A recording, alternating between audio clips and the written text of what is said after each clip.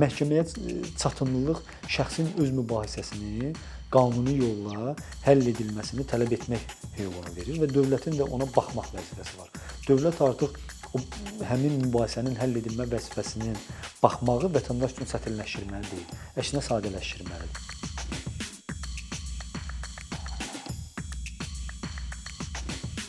Konstitusiyaya əsasən hər kəsin hüquq və azadlıqlarının məhkəmədə müdafiəsinə təminat verilir. Başqa sözlə desək, hər kəsin məhkəməyə müraciət etmə hüququ var. Bəs praktikada bununla bağlı hansı çətinliklər var? İnsanların məhkəməyə çatımlılığında hansı süni maneələr yaradılır? Bugün bu mövzuda danışacağıq. Qonağımız Vəkillər Kollegiyasının üzvü Babək Həmidovdur. Babək bəy, xoş gəlmisiniz. Xoş gördük sizi Ayşə xanım. Təşəkkür edirəm təkrar dəvətiniz üçün və mövzunuz üçün. Azərbaycanda məhkəməyə çatımlılıq qənaətbəxşdirmi? İlk olaraq haqlı olaraq qeyd elədiniz ki, məhkəmə müdafiəsi təminatına konstitusiya qarant verir və belə bir hüququn mövcudluğunu konstitusiyada təsbit olunubdur. Və bu hüquqdan irəli gələrək vətəndaşın belə bir vətəndaşların ümumiyyətlə Azərbaycan Respublikası ərazisində yaşayan hər kəsin belə bir hüququn mövcudluğu varsa, dövlətin də belə bir vəzifəsi mümkün olur.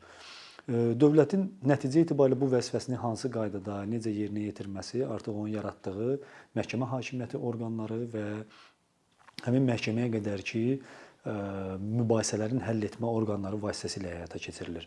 Cari situasiyada şəxsin məhkəməyə çatımlılığı hansı qaydadadır? İlkin olaraq burada iş kateqoriyalarına görə ayırmaq lazımdır. Mülki işlər, inzibati işlər, mülki işlər dediyim ora artıq ailə, yəni mülki prosessual məcəllə ilə tənzimlənən işlər, cinayət prosessual məcəllə ilə tənzimlənən işlər, inzibati icraat haqqında qanunla tənzimlənən işlər və inzibati prosessual məcəllə ilə tənzimlənən işlər götürməklə bir neçə yerə ayırmaq olar. İlkin olaraq məsələn daha çox vətəndaşların müraciəti mülki işlərlə bağlı olur. Qanunvericilikdə ümumi qaydada nəzərdə tutulmuşdur ki, mülki işlərin müəyyən bir hissəsi üzrə, yəni ailə məsələləri üzrə, ailə mübahisələri üzrə, o cümlədən əmək mübahisələri üzrə və kommersiya mübahisələri üzrə mütləq qaydada müraciət edən, yəni hüququ pozulduğunu güman edən şəxs ilkin şəkildə, burada şəxs yerinə həm hüquqi şəxs, həm fiziki şəxs nəzərdə tuturam, ilkin qaydada mediasiyaya müraciət etməlidir.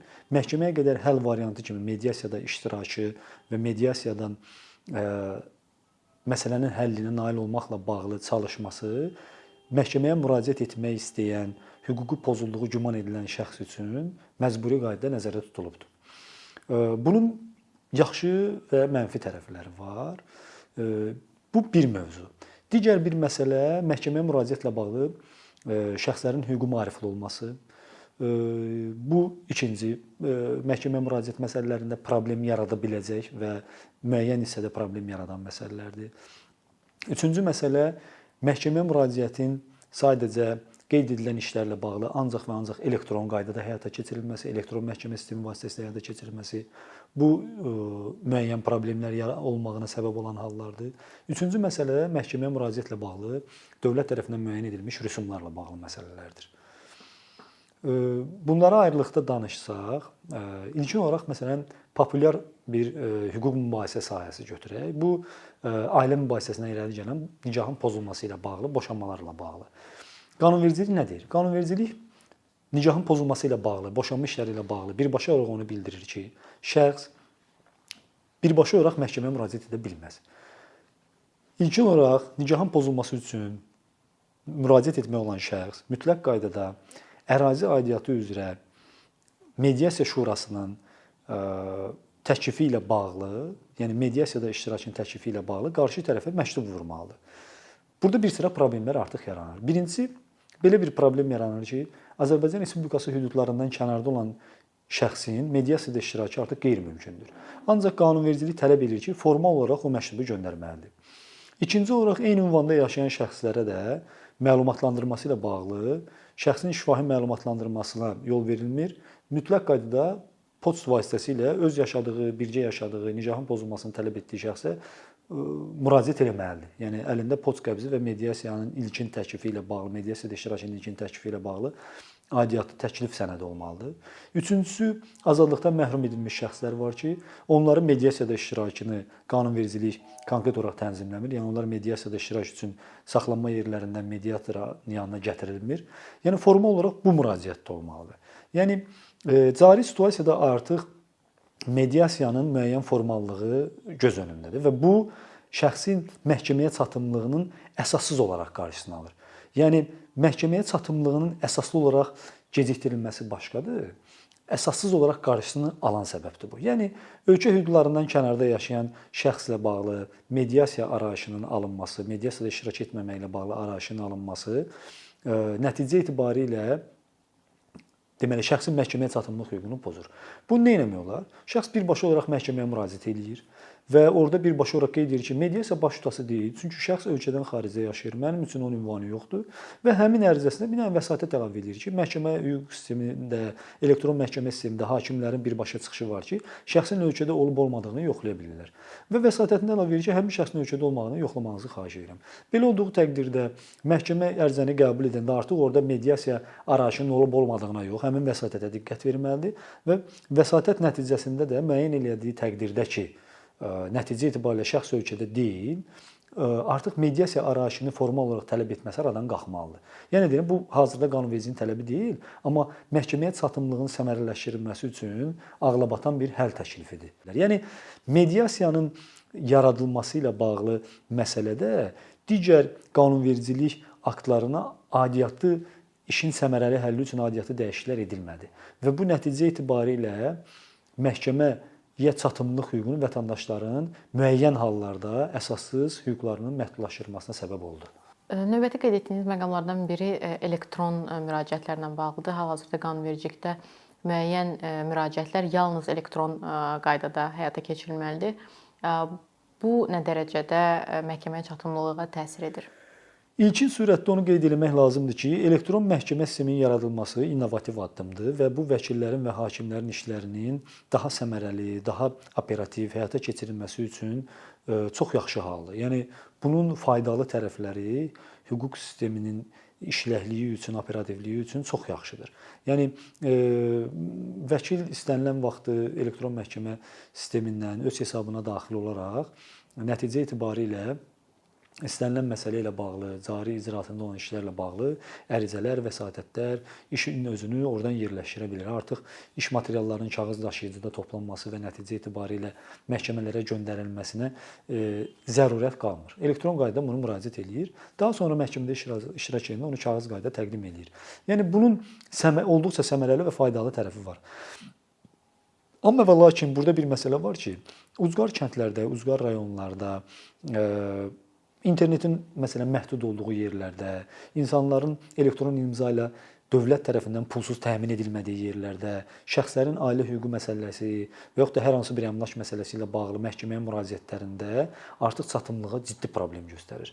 Məsələn, şəxs qanunvericilik üzrə istənilən belə deyim, Google axtarış sistemindən istifadə etməklə nikahın pozulması ilə bağlı istənilən proseduru özü başladıb apara bilər. Vəkilin oradakı rolu məcburi və belə deyim, tələb deyil. Şəxs özü birbaşa olaraq məhkəmə mülki işlərə bağlı müraciət edə bilər. Şəxsin özünün müəyyən məlumatlar aldı, ərizəsini yazdı, topladı, mediasiya hissəsini keçdi. Lakin yekunda artıq həmin o ucqar belə deyim, kənddə, rayonda, regionlarda yaşayan vətəndaşların elektron imza ilə təmin olunmaması nəticəsində və yaxud da ki, notebookun olmaması nəticəsində, kompüter vasitəsinin olmaması nəticəsində elektron məhkəmə sisteminə daxil olub öz adından işi yükləməyində ciddi problem yaranır. Və belə olan təqdirdə mütləq vəkilə müraciət etməli olur. Çünki başqa şəxs də onun adından yükləyə bilməz. Ancaq etibarnamə verdiyi səlahiyyətli şəxs bunu yükləyə bilər. Ya bu ailə üzvü olmalıdır, ya da ki, vəkillər kollegiyasının üzvü kimi vəkil olmalıdır. Yəni şəxs məcburi şəkildə artıq vəkillə ən azından həmin elektron sistemə sənədin yüklənilməsi ilə bağlı təmin olunması kimi bir məcburiyyət yaranır. Yekunda həmin şəxsin buna vəkillə müqavilə bağlamaq maddi imkanı olmadığı təqdirdə artıq o məhkəmə hüquq müdafiəsindən kənarda qalmış ola bilər. Çünki elektron qaydada tələb irəli sürülür ki, ərizələr, şikayətlər o qaydada yüklənməlidir. Onun üçün elektron məhkəmə sisteminə çıxışı məhdudlaşdırılır. Çünki elektron vasitələrlə və elektron imza ilə təmin olunmayıbdır. Mən hesab edirəm ki, əsas diqqət məhkəməyə çatımlılıq hüququnun həyata keçirilməsi ilə bağlı bu məsələlərdə çəkilməlidir. Məsələn, Azərbaycan Respublikasının istənilən ərazisində, istənilən kəndlərində poçtlar fəaliyyət göstərir və onlar bildiyim qədərilə yüksək internetlə təmin olunurlar. Həmin poçtlarda dövlət tərəfindən məhz bunların həyata keçirilməsi ilə bağlı ən azından texniki vasitələr yerləşdirilə bilər. Şəxslərin elektron imzaları ilə bağlı məsələlər həmin poçt vasitəsilə həll oluna bilər. Yəni şəxslərin məhkəməyə çatımlığı ilə bağlı elektron məhkəmə sisteminə uyğun səmərəli həyata keçirilməsi üçün, elektron məhkəmə sisteminin də səmərəli həyata keçirilməsi üçün müəyyən tədbirlər görünə bilər. Bu tədbirlər hüquqi maarifləndirmə və o cümlədən də elektron imzası olmayan şəxslərin aidiyyatı ərazi aidiyyatı üzrə məsələn poçta müraciət etməklə orada bir xidmət növü yaratmaqla həyata keçirə bilərlər və bunu da hətta rüsumlaşdırmaq və müəyyən bir belə deyim də simvolik bir məbləğ də qoymaq olar. Düşünürəm ki, elektron məhkəmə sisteminin tələbinin yəni olmağı və elektron imzası olmayan vətəndaşlar üçün bu ciddi bir məhkəməyə çatımlılıq hüququnun pozulması ilə nəticələnə bilər. Qeyd edə bilərik hansı növ iddialar üçün elektron tələb olunur. Yəni biz bilirik ki, bəzilərində həm elektron, həm poçt vasitəsilə də göndərə bilirik. Bəli. Cari situasiyada birbaşa olaraq mülki işlər üzrə və o cümlədən də belə deyək, elektron məhkəmə sistemi quraşdırılmış məhkəmələrdə konkret olaraq mülki işlər üzrə, ailə mübahisələri üzrə mübahisələr aidiyyatı üzrə elektron məhkəmə sistemindən yüklənməlidir və kommersiya işləri elektron məhkəmə sistemindən yüklənməlidir. Kommersiya işlərini bir kənara qoyuram, çünki kommersiya təşkilatlarında onların hüquqi vasitələri olur bununla bağlı. Amma fərdi vətəndaşlarla bağlı olan hissələrdə isə mütləq qaydada elektron qaydada sistemə yüklənməlidir. Lakin söhbət burada zərər çəkmiş və cinayət hüququ ilə bağlı məsələlərdən gedirsə, artıq bu cinayət təqibi qaydasında qiymət verilməlidir və aidiyyatı hüquq mühafizə orqanları tərəfindən kargüzarlıq qaydalarına uyğun olaraq həyata keçirilir. Burada vətəndaşın özü yox, digər tərəf. Amma vətəndaş o işə cəlb olunduqdan sonra, tutalım ki, zərər çəkmiş şəxs statusunda, artıq zərər çəkmiş şəxs statusunda o işə cəlb olunduqdan sonra orada elektron kabinet ona lazım ola bilər və orada istifadə etməli olur. Yəni müəyyən tənzimləmələrə ehtiyac var ki, konstitusion olaraq dövlətin özlərinə götürdüyü məhkəmə təminatı hüququ səmərəli şəkildə vətəndaşlar tərəfindən həyata keçirilsin. Növbəti qeyd etdiyiniz məqam dövlət rüsumları ilə bağlıdır. Biz bilirik ki, müəyyən növ iddia ərizələri üçün dövlət rüsumundan azad oluna bilər vətəndaşlar. Bu nə dərəcədə təsir eləyir məhkəməyə çatımlığa? Mən hesab edirəm ki, dövlət rüsumu ilə bağlı məsələlərdə cari situasiyada rüsumlar qaldırılmışdı sonuncudan sonra. Kifayət qədər ciddi dəyişikliklər edilmişdi. Həmin dəyişikliklərə əsasən ən aşağı qaydada məhkəmə müraciət üçün rüsumdan azad olunmuş imtiyazlı şəxsləri bir kənara qoyuram. Rüsum ödəmə olan şəxslər ən aşağı qaydada 100 manat məhkəməyə rüsum ödəməlidir. Məhkəmə dövlət hesabında rüsum ödəməlidir. 50 manat mediasiya ilə bağlı və 50 manat məhkəmə ilə bağlı rüsum ödəməlidir. Və bu mediasiya ödənilən rüsum məhkəməyə ödənilmiş rüsumun tərkib hissəsi sayılır. Və artıq məbləğlə bağlı olanların isə məbləğlərə görə dəyişən rüsumlar var və hətta onların müəyyən faizi məbləğ və müəyyən faiz nəzərdə tutulur. Orada kifayət qədər ciddi məbləğ tələb olunanda artıq həmin ödənilən rüsum da həmin məbləğə adekvat olaraq hesablanıb ödənilməlidir. Yəni cari situasiyada rüsumların ödənilməsi ilə bağlı məsələdə mən hesab edirəm ki, yekunda əgər rüsumun tutulması məsələsi işi udanın və yaxud da uduzanın tərəfinə qoyulursa, elə məhkəmənin qətnaməsi ilə həllini tapmaq olan məsələdir. Əgər məhkəmədən kənar, məsələn, baxılmamış saxlanılırsa və yaxud da ki, tərəflərdən birinin hər hansı bir formada məhkəmədən, yəni iddiaçı şəxsin marağını kəsb eləməyən iş olursa, onda iddiaçıdan həmin qaydada tutula bilər. Yəni burada mən nəyi nəzərdə tuturam? Məsələn, borc münasibəti var. Tutalım ki, bir şəxsin digər şəxsə 20 min, 15 min və yaxud da 30 min miqdarında müəyyən məbləğlərdə borc tələb etmək hüququ var. Həmin borcun tələb edilməsi üçün şəxsin deməli məhkəməyə müraciəti üçün tələb olunan rüsum elektron hesablasaq kifayət qədər orada hardasa 300 manata qədər hesab edirəm ki, 300 manata qədər orada rüsum çıxacaqdır. Əgər rüsumdan azad deyilsə, o rüsumu əvvəlcədən ödəməlidir. Əgər bu şəxsin belə deyək, maddi təminatı ona imkan vermirsə və yaxud da ki, pul dəymiş deməli ödənilməli olan pul məbləği ilə bağlı sonuncu onun gəlir yeridirsə və yaxud da belə deyək, ödəməyin maddi imkanı yoxsa, həmin tələblə bağlı artıq o problem yaranır. Artıq icari situasiyada qanun birbaşa olaraq iddiasının üzərinə qoyur ki, pul tələbi eləyirsinizsə, nəticə etibarilə əvvəlcədən məhkəməyə rüsum ödənilməlidir. Lakin cari situasiyada, cari dövrdə ən belə deyim, məhkəməyə çatımlıq hüququna mane göstərən hal kimi hesab edirəm ki, formal mediasiyaların həyata keçirilməsi ilə bağlı məsələlər və o cümlədən də elektron məhkəmə ilə bağlı məsələlər. Çünki məhkəməyə çatımlılıq şəxsin öz mübahisəsini məhz qanuni yolla həll edilməsini tələb etmək hüququnu verir və dövlətin də ona baxmaq vəzifəsi var. Dövlət artıq həmin mübahisənin həll edilmə vəzifəsinin baxmağı vətəndaş üçün çətinləşdirməli deyil, əksinə sadələşdirməlidir. Sonra biz bilirik ki, ali məhkəmədə vəkillə təmsil olunmaq məcburidir və vəkillə təmsil olunmadan ali məhkəməyə müraciət etmək mümkün deyil. Bu nə dərəcədə məhkəməyə çatımlılığa təsir edir?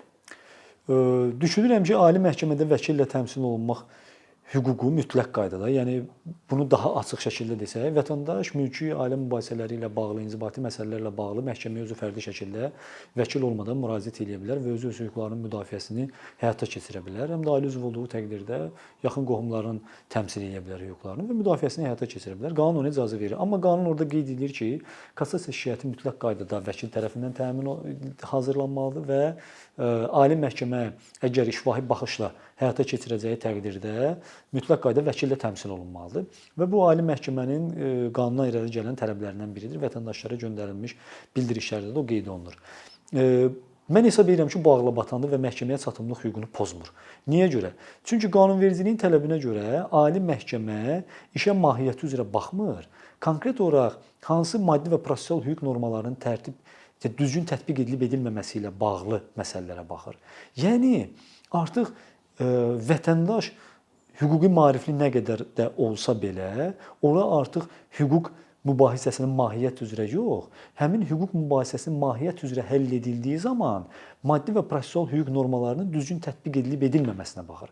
Yəni orada artıq hüquqşünaslar bu məsələni müzakirə etməlidir və hüquqşünaslar yekunda bu məsələ ilə bağlı fikir bildirə bilər və xahişlər eləyə bilər və hansı maddi və prosessual hüquq normalarının düzgün tətbiq edilməməyi, hansı maddi prosessual normaların tətbiq edilməli olduğunu hüquqşünaslar daha yaxşı izah edə bilər.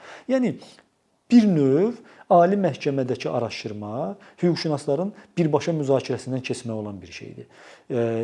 Vətəndaşın nəticə etibarilə kassasiya şikayətini yazarkən işin mahiyyəti ilə bağlı yazacağı kassasiya şikayətləri onunla bağlı olduğundan artıq məhkəmənin üzərinə yük düşürdü ki, məhkəmə özü burada araşdırmalıdır ki, kassasiya şikayətinin dəlillərində göstərilmirdi. Artıq özü araşdırmalıdır ki, görəsən apellyasiya instansiyası qaydasında iş araşdırılarkən maddi və prosessual hüquq normaları düzgün tətbiq olunub yoxsa yox. Bu məhkəmənin işinin operativliyini, səmərəli araşdırmasına mənfi təsir göstərən hal idi. Ondan sonra vəkillə təmin edilməni ona görə qoydular ki, mütləq qaydada vəkil tərəfindən kassasiya şikayəti hazırlanmalıdır. Yeni dəyişikliyə görə isə, yəni son dəyişikliyə, yeni deməyək, son dəyişikliyə görə isə artıq kassasiya şikayəti yazılarkən Azərbaycan Respublikası Milli Məclisi tərəfindən təsdiq olunmuş qanuna əlavə edilmiş formada vəkil tərəfindən yazılmalıdır. Yəni konkret olaraq vəkil artıq orada ümumi sözlərdən yox, konkret hansı maddi hüquq normalarının, hansı prosessual hüquq normalarının pozulduğunu birbaşa göstərilməlidir və hansı maddi hüquq normalarının, hansı prosessual hüquq normalarının tətbiq edilməli olduğunu göstərməlidir. Yəni iş birbaşa olaraq hüquq müstəvisində, hüquq normalarının tətbiqi ilə bağlı, yəni hüquqşünaslıq məsələsi olduğuna görə məhkəmənin məhz ali məhkəməyə şikayətin, kassasiya şikayətin vəkil tərəfindən hazırlanması və o cümlədən də baxışın işvahi baxışın vəkilin iştirakı ilə həyata keçirilməsi tələbi ağlabatandır. Əgər şəxsin vəkillə müqavilə bağlamağa tutalım ki, ehtiyacı yoxdur, yəni maddi deməli imkanı yoxdursa, bununla bağlı da qanunvericiliyi nəzərdə tuturuqdur. Bakı Apellyasiya Məhkəməsi, yəni aidiyyatı üzrə apellyasiya məhkəmələrində iddia qaldıraraq, ərizə ilə müraciət edərək həmin iş üzrə kassasiya şikayətinin vəkil tərəfindən hazırlanması ilə bağlı ərizə ilə müraciət edir və aidiyyatı qərarla vəkillər kollegiyasına müraciət edir və vəkillər kollegiyası da aidiyyatı üzrə ərazi üzrə vəkil qurumundan, məhz həmin vəkil tərəfindən az təminatlı şəxslərin məhkəmə qərarı ilə təyin olunmuş vəkil tərəfindən hazırlanan və vəkillə təmsil olunsun, hüquqlarının qorunmasını həyata keçirə bilər. Yəni ödənişsiz qaydada. Bəli, vətəndaşın orada maddi imkanı çatmırsa, vətəndaş hər hansı bir onunla bağlı ödəniş həyata keçirməyinə zərurət qalmır. Yəni bir növ desək, vəkillə təmsil olunmağa maddi imkanı çatmayan şəxslərin də ali məhkəmədə hüquqlarının təminatını qanunvericilik tam şəkildə həll edib. Və son sualım, müəyyən meyarlara əsaslanan, yəni cins və ya cinsi orientasiya, bu meyarlara əsaslanaraq ayrı seçkiliyə məruz qalan şəxslər çoxdurmu? Yəni məhkəməyə çatımlılıq baxımından praktikada. Mənim fəaliyyət göstərdiyim müddət ərzində həmin şəxslərin məhkəməyə çatımlılıqla bağlı hüququna hər hansı bir belə deyim, dəqiq statistik məlumat olmayıb. Yəni müraciət edən olmayıbdır. Nəticə etibarilə məhkəmənin konstitusion, yəni dövlətin öz üzərinə götürdüyü konstitusion norm olaraq hər hansı bir irqindən, dinindən, mənsub olduğu etnik mənsubiyyətdən və digər bütün ayrı seçkiliklərə baxmayaraq hər kəsin məhkəmə müdafiə hüququ təmin olunur. Hər kəs nəticə etibarilə məhkəməyə çatımlıq hüququnda hər hansı bir problemlə bağlı diskriminativ, yəni ciddi problem yaradacaq bir məsələ yoxdur. Yəni az öncə sadaladığım tələblər həmin şəxslərdə də eyni problem yaradır və bu dediyim o məhkəməyə çatımlıqla bağlı olan elektron məhkəmə problemi və o cümlədən də ki, mediasiya ilə bağlı formal mediasiya problemi, məhkəməyə çatımlıq hüququnu onların diskriminasiyaya məruz qalmadan məhdudlaşdıra bilən hüquq ola bilər. Yəni hər hansı bir bu diskriminativ qaydada həyata keçirilən və yaxud da ayrı seçkiliyə səbəb olacaq bir şəkildə məhkəməyə çatımlıq hüququ pozulmur. Amma sizin praktikanızda belə bir şeylə qarşılaşmamısınız da? Yəni açıq deyim, yəni yaxın ətrafımda da eşitdiyim məsələlərdə olmayıbdır. Hər hansı bir formada cinsinə görə şəxsin işinə baxılmasından və yaxud da ki, etnik mənsubiyyətinə görə şəxsin işinə baxılmasından imtina edilməsi ilə bağlı məsələlər olmayıbdır. Azərbaycan Respublikasında yaşayan və belə deyim, Azərbaycan Respublikası vətəndaşı olan erməni etnik mənsubiyyətinə mənsub olan şəxslərin də məhkəmədə hüquqları müdafiə olunubdur, onunla bağlı proseslərim də olubdur. Yəni nəticə etibarilə bağlı, yəni mən onların məhkəməyə çatımlıqları və məhkəmədə işlərin baxılmaması ilə bağlı hər hansı bir problem yaşamamışam. Çox sağ olun Babək bəy, vaxt ayırdığınız üçün, gəldiyiniz üçün, ətraflı məlumat verdiyiniz üçün. Təşəkkür edirəm, siz də sağ olun, uğurlar arzu edirəm.